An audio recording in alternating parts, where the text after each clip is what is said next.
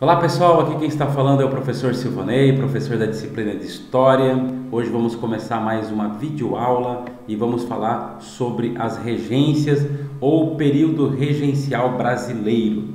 Lembrando vocês que o Brasil se tornou independente em 1822, então de 22 até 1889 nós temos o período imperial brasileiro. E ele basicamente se divide em três partes. A primeira, de 1822 até 1831, nós temos o primeiro reinado de Dom Pedro I, temos aí o contexto da proclamação da República, as guerras e lutas pela independência, temos também aí a Guerra de Cisplatina, e também nesse período nós temos a Constituição, a primeira Constituição brasileira, que foi uma Constituição outorgada, até a abdicação de Dom Pedro I, que ocorre em 1831. De 1831 até 1840, nós vamos ter o período regencial brasileiro. O príncipe regente, até então ali com seus 5 anos e 4 meses, quando seu pai abdica do trono, não tinha condição de assumir, a não ser depois da maioridade. Então esse período de 31 a 1840, nós temos o chamado período regencial brasileiro. Regência trina, permanente, regência de Feijó e também de Araújo Lima. Muito bem, de 1840 a 1889 nós temos o segundo reinado, que é o reinado de Dom Pedro II. Hoje, na nossa aula especificamente, nós vamos falar do período regencial. Esse período que vai de 1831 a 1840. Esse período é um período curto da nossa história, né? Apesar disso, de ser um período curto, foi um período também de bastante turbulências. Tá? Foram 9 anos em que ocorreram intensas disputas políticas, né, entre o centro, ou seja, aqueles que queriam a centralização do poder, e aqueles que queriam maior autonomia para as províncias. Então, nós temos aí um período em que essa unidade nacional ela passou a ser ameaçada, principalmente aí pelas revoltas que ocorrem nesse período. É importante que nós entendamos, então, com a abdicação de Dom Pedro I, em 1831, Dom Pedro II, ou Pedro de Alcântara, tinha apenas 5 anos e 4 meses. E pela Constituição brasileira de 1824, ele não poderia assumir o trono, a não ser com a maioridade. Então, por conta disso, também a Constituição, ela colocava algumas regras, né, colocando aí nesse período, né, de lacuna, né, esse período seria preenchido, né, por regentes, né, pessoas que, autoridades, homens que teriam uma função de governar nesse período. Então, os regentes, eles são substitutos, né, eles estão substituindo provisoriamente o imperador, que estava impedido por conta da sua tenra idade, né, por não ter ainda completado 18 anos para assumir o trono. Então, nós temos aqui a regência provisória, né, que dura apenas alguns meses, 1831. Então, a própria Constituição dizia que deveria haver uma assembleia, em caso de impedimento, renúncia do imperador, como de fato aconteceu. A Câmara, ou essa Assembleia, que juntasse Câmara e Senado, deveriam se reunir para escolher então o regente. Então nós temos a regência trina permanente, essa vai de 1831 a 1834. Então nesse período aí nós temos a regência trina, depois nós temos a regência de Feijó, né, que é uma regência una, de 1834 a 1837, ou seja, apenas um, né, estava na condição de regente. E temos também a última regência, que é de Pedro de Araújo Lima, que vai de 1837 a 1840. Então, aqui nós temos a provisória, a regência permanente, regência de Feijó e a regência de Araújo Lima. Os principais grupos políticos desse momento, desse processo histórico, nós vamos ter aqui os restauradores, os moderados ou chimangos e os exaltados, também chamados de farroupilhas. Tá, os restauradores, o que eles defendiam? O retorno de Dom Pedro I, né, que ele retorna, volta para Portugal, se envolve lá numa guerra de sucessão do trono de seu pai, né, e mais tarde ele acaba morrendo, acho que em 1834 ele acaba morrendo, né, falecendo. Então, mas os restauradores nesse primeiro momento, eles queriam o retorno de Dom Pedro I, né? O principal líder aí é o Vicente Ferreira de Paula. Nós temos também os moderados, que queriam a manutenção dos privilégios das elites provinciais e uma monarquia constitucional, ou seja, uma monarquia com poderes limitados por uma Constituição.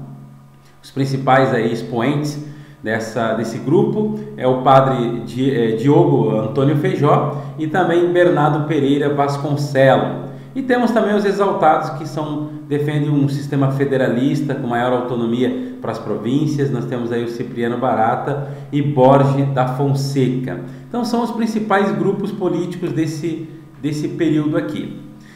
Vamos entender um pouquinho então como funcionou essas três regências. A regência trina permanente, né? Nós temos a figura então a principal, né? São três, mas a principal figura é o Diogo Antônio Feijó. Tá? Então é um período de intensos conflitos entre parlamento, imprensa, manifestações populares também nesse período. No período da regência trina nós temos também a criação da chamada Guarda Nacional. A Guarda Nacional ela foi criada, né? Era uma instituição de defesa, né? Que não era, existia o exército na época, a marinha, mas houve a criação da Guarda Nacional, que era uma outra força, uma força mais local. Os grandes fazendeiros eles ganhavam o título de coronel. Quando ganhavam esse título de coronel, eles poderiam recrutar homens e formar, né, formar ali quartéis, né, compostos por homens, né, que compunham aí a chamada Guarda Nacional. Né? Então essa Guarda Nacional ela foi criada em 1831, né? Foi bastante importante a criação da Guarda Nacional. É interessante porque esses coronéis, nós vamos ver depois no período da República, né, eles normalmente eram grandes fazendeiros, grandes proprietários de terra. E esses coronéis vão influenciar a política brasileira até 1930, né? E até a gente coloca uma limitação, mas os coronéis, essa figura do coronel, ela tem uma influência muito forte na política brasileira, para que não dizer até os dias atuais, né? Claro que não existe mais esse coronel da Guarda Nacional, mas a figura do coronel, ela acaba perpassando aí muitos séculos de gerações, né, como sendo uma representação de uma entidade política, de uma força política. Então, é importante, temos aí a criação da chamada Guarda Nacional.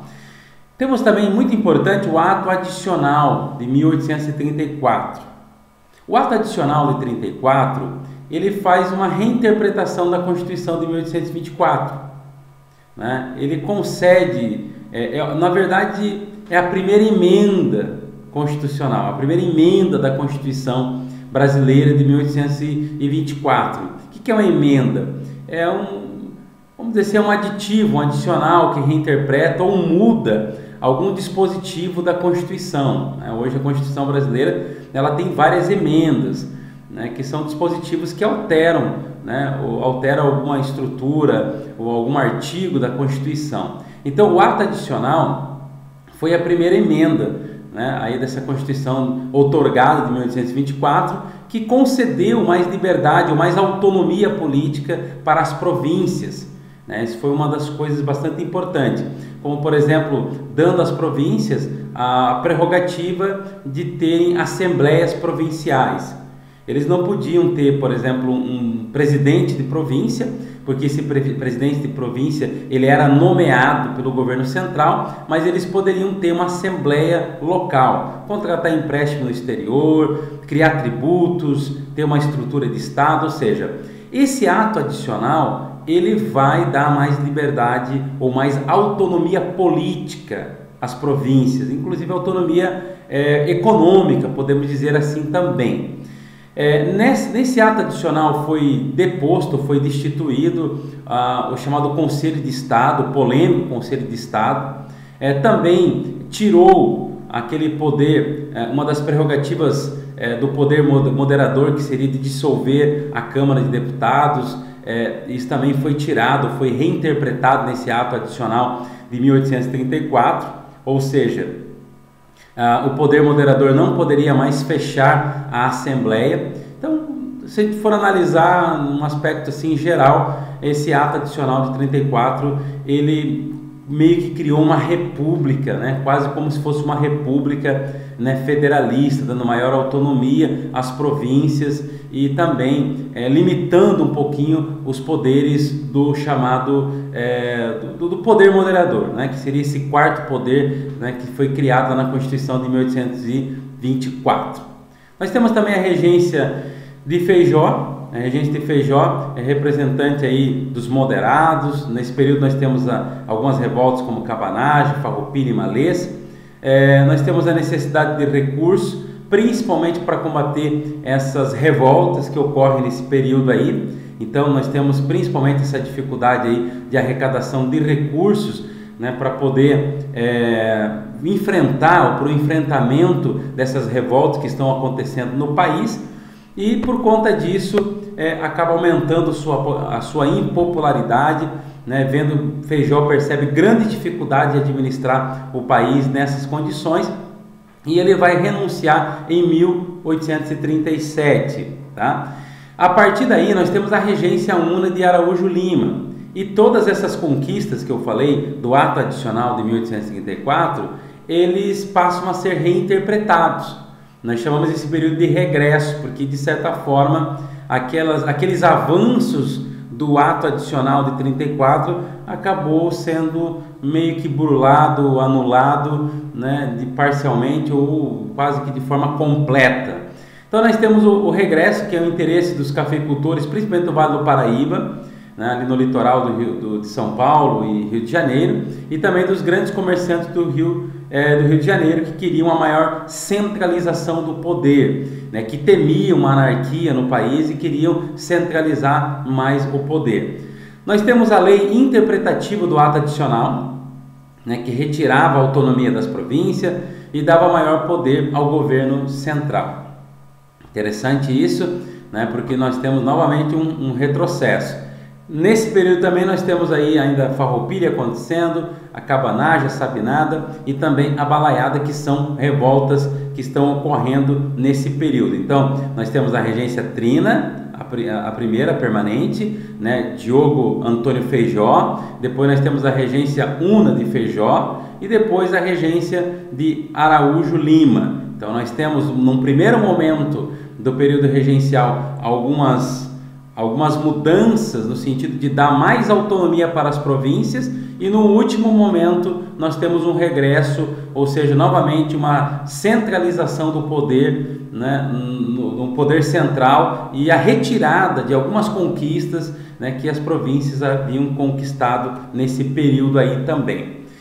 Eu não vou dar muitos detalhes porque senão o vídeo vai ficar muito longo, mas nós temos aí as principais revoltas do período. Aí um mapa para vocês se localizarem. Nós temos aí a Cabanagem lá em cima, né, que acontece naquela região do Grã-Pará, né, também aí a Balaiada, a revolta dos Malês, que acontece ali em Salvador, na Bahia. Nós temos a Guerra dos Farrapos, que acontece aqui no sul. Então pelo mapa você percebe um país gigantesco, continental, e esse período regencial, né, mesmo, né, com as províncias tendo mais autonomia, mesmo assim nós temos aí várias revoltas, né, que vão envolver populações pobres, populações mais humildes, né, que vão se revoltar contra o governo central, principalmente com uma alta cobrança de impostos, uma inflação, e é basicamente os problemas que a gente encontra hoje no Brasil, né, não é muito diferente do que eles encontravam lá. Vamos entender um pouquinho as especificidades de cada uma. Vou ser bem rápido aqui, como eu disse, para não ser uma coisa muito maçante. Nós temos a primeira ali, que é a Cabanagem, que acontece na região ali do Grã-Pará, que vai de 35 a 40. Majoritariamente, né, a população era composta aí, né, por negros, índios e mestiços.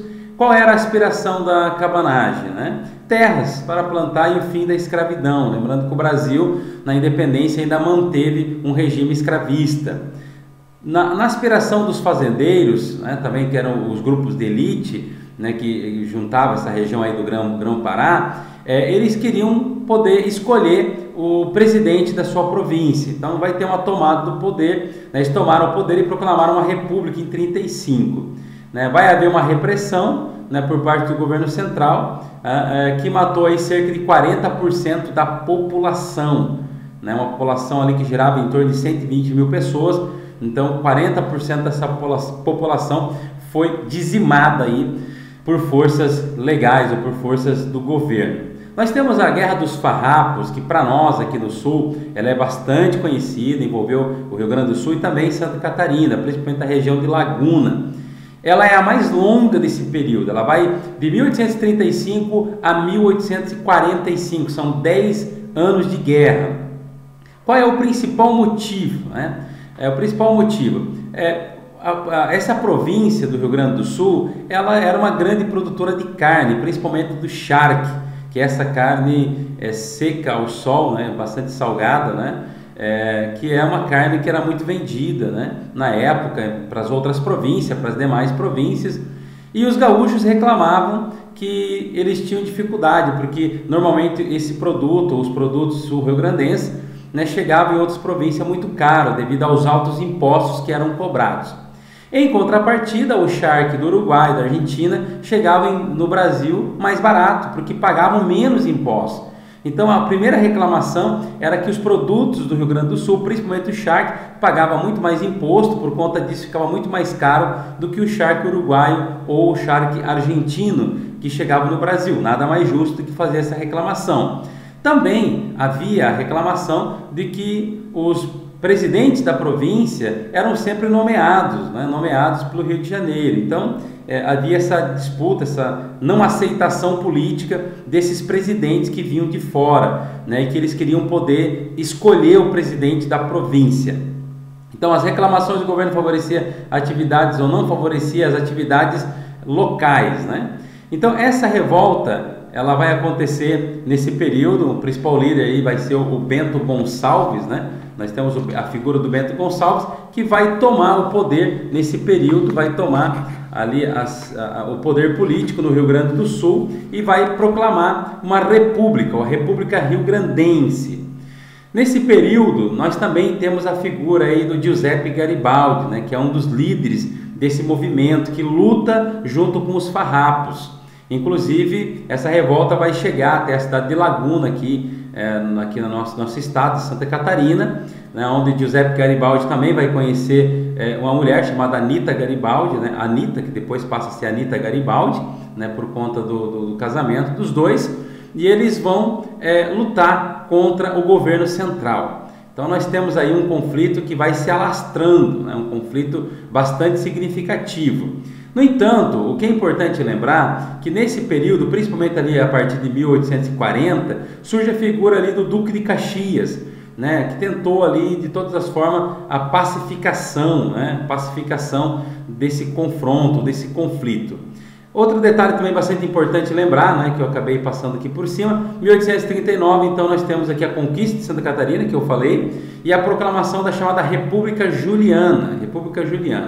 Então, em 1842, o governo envia 12 mil homens para combater os farroupilhas, e mesmo assim há um acordo ali de paz, desse confronto, a perda de ambas as partes, e o governo então acha melhor entrar vamos dizer assim, num acordo, e aí coloca então, cria um tratado chamado Tratado de Poncho Verde, onde foi colocado imposta uma paz honrosa aí para os gaúchos, dando a eles algumas reivindicações, como por exemplo, poder escolher o presidente da província, os seus produtos chegando no mercado brasileiro mais em conta, mais barato, ou seja, atendendo às reivindicações aí dos gaúchos, e isso ajudou, obviamente, a manter o território sul-rio-grandense ao território brasileiro, até hoje, até os dias atuais, Rio Grande do Sul, aí Santa Catarina integrando ao território nacional. Esse é a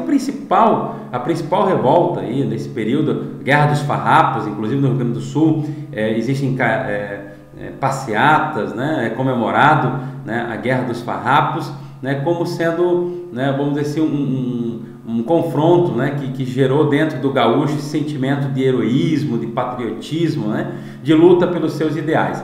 Temos a Revolta dos Malês, para encerrando aí. A Revolta dos Malês acontece em Salvador, é uma revolta marcantemente de escravos, chamada de malês. Muitos deles eram alfabetizados no Alcorão, sabiam ler e escrever, vieram ali principalmente do norte da África, e eles também se envolveram nessa revolta. Eles queriam a libertação dos escravos, liberdade religiosa, né, essa revolta também foi duramente castigada, né? Além de muitos desses líderes foram enviados ou foram mandados de volta para a África, né? Regressaram forçosamente ou forçadamente para a África. Então, o principal objetivo deles era a libertação dos escravos, liberdade religiosa, né?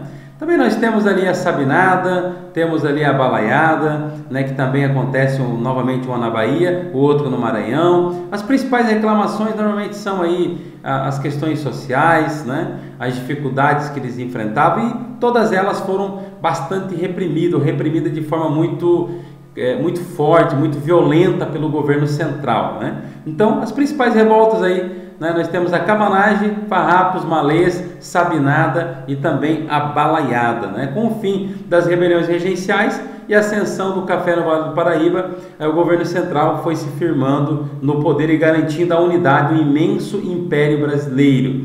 Lembrando que de 40, a gente está falando ali da revolta dos Farrapos, vai até 45, em 40, Dom Pedro II assume o trono, então nós temos aí o início do segundo reinado, né? Então esse período que nós estudamos, que nós falamos aqui, esse período que é o período regencial, mais ou menos caracterizamos aqui os principais elementos, as principais características, e se vocês tiverem dúvidas, vocês podem estar entrando em contato ou deixando ali nos comentários. Um grande abraço para vocês, até a próxima videoaula.